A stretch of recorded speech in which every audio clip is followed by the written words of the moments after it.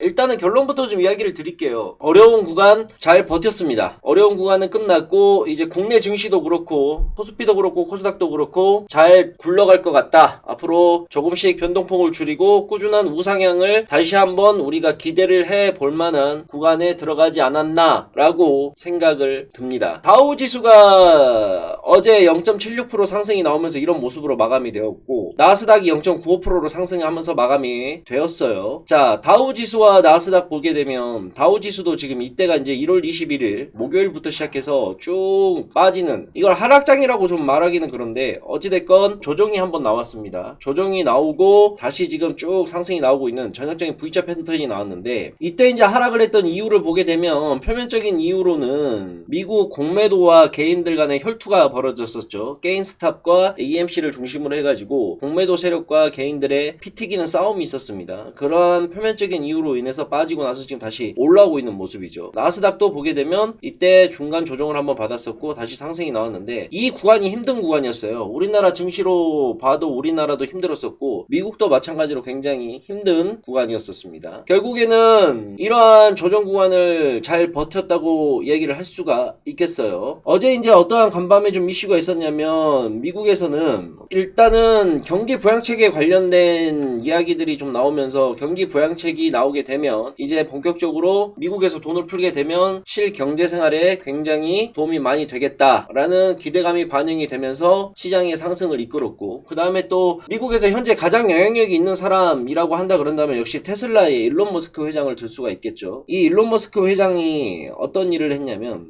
가상화폐 관련된, 비트코인 관련된 이야기를 했어요. 그래서 관련된 뉴스를 보게 되면 두 가지가 있었는데, 첫 번째는 뭐였었냐면 비트코인을 매수를 했습니다. 어저께 테슬라 쪽에서 비트코인을 1조 7천억을 매수를 때렸습니다. 1조 7천억을 매수를 때린 바람에 비트코인 가격이 굉장히 크게 어제 상승이 나오면서, 아침에 잠깐 방송 열고 나서 비트코인 가격을 확인해 보니까 거의 5천만원까지 지금 올라가 있어요. 자, 그게 또 중요한 게 아니라 중요한 건 이거예요. 테슬라가 비트코인을 받고 전기차를 판다는 이야기가 나왔습니다. 보시게 되면 테슬라가 15억 달러 상당의 비트코인을 매입을 했고 모델 Y 등 전기차를 비트코인을 받고 판다. 결제 수단 인정하는 첫 제조 대기업이 될 듯하다. 테슬라 한마디의 비트코인 사상 최고가. 엄청난 팬덤 가진 머스크의 힘 또 확인. 테슬라 기술 기업인가? 헷갈리는 시장이라는 이러한 것들이 나왔는데, 지금은 우리가 실질적으로 가상화폐를 이용해서 결제하는 시스템 자체가 우리 주위를 둘러보게 되면 많이 없잖아요. 많이 없는데 앞으로는 이게 굉장히 많이 뭐라 해야 될까, 보편화가 되지 않을까라는 생각도 지금 하고 있는 중이에요. 자, 국내 시장도 굉장히 좋다고 저는 이야기를 좀 드릴게요. 일단은 제 개인적인 생각일 뿐이지만 어려운 구간은 끝났다. 어려운 구간 끝났고 이제부터 다시 시장의 상승을 우리가 내다볼 수 있는 구간으로 접어든 게 아닌가라는 생각을 지금 하고 있습니다. 왜냐? 자, 이 구간이 굉장히 우리에게 어려운 구간이었어요. 코스피 지수로만 놓고 보자 그런다면 이때가 1월 26일 화요일, 그 다음에 수요일, 목요일, 금요일 연 4일간 하락이 나오게 되면서 시장에서, 여러분들도 경험해 보셔서 알잖아요. 제가 방송을 하루도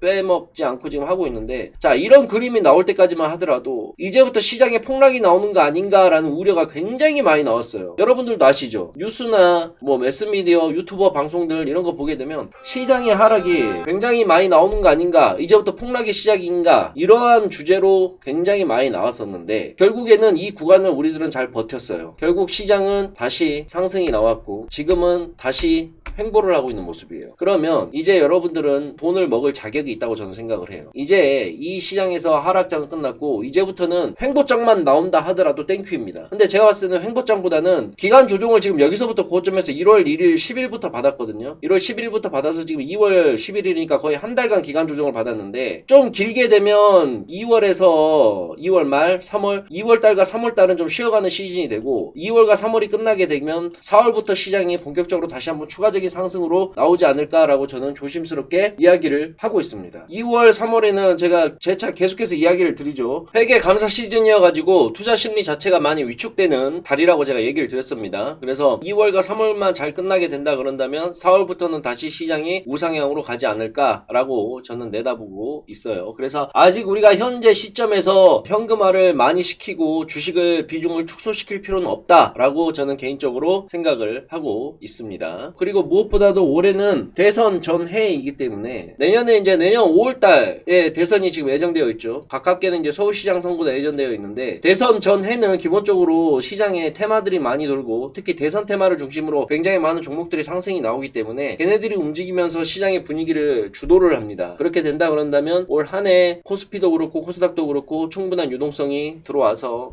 시장의 상승을 이끌어내는 그림이 될 것 같아요. 그리고 이제 정말 중요한 거는 이건 좀 장기적인 그림인데 내년부터는 진짜 조심을 하셔야 됩니다. 저는 올해까지는 코스피가 4,000을 찍고 코스닥이 1,500을 찍고 이 그림까지는 내다보고 있거든요. 근데 내년 1월 달부터 시작을 하게 된다 그런다면 전 내년 매매는 진짜 조심해야 된다고 생각을 해요. 왜? 올라온 폭이 있기 때문에 대선이란 이슈도 내년 5월이면 어차피 끝나는 이슈이기 때문에 내년부터는 시장의 하락과 조정이 한번 깊게 오지 않을까. 얕은 조정이 아니에요. 제가 말하는 거는 얕은 조정이 아니라 굉장히 큰 구간으로 떨어지지 않을까라고 지금 내다보고 있습니다. 그러니까 올해까지는 주식으로 재미를 좀 보셔야 돼요. 작년하고 올해 2년간은 주식으로 돈 좀 벌어놔야 되는 거고 내년에는 지키는 구간이에요. 내년에는. 그래서 매매 횟수도 줄이고 투자금도 절반으로 줄여야 돼요. 제 말 반드시 기억을 해두세요. 써먹을 때가 분명히 있을 거라고 생각이 듭니다. 그러니까 예전에도 제가 교육을 한번 해드렸는데 실체가 있는 테마가 있고 실체가 없는 테마가 있다 그랬어요. 실체가 없는 테마는 뭐냐면 예를 들어서 북한 관련된 거 방위산업 관련주들 보게 되면 북한이 미사일 쏘거나 그러게 되면 빅텍하고 스페코가 움직이잖아요. 근데 실질적으로 빅텍과 스페코가 얘네들이 미사일을 쐈다 그래서 이익을 보는 게 있냐? 이익을 보는 게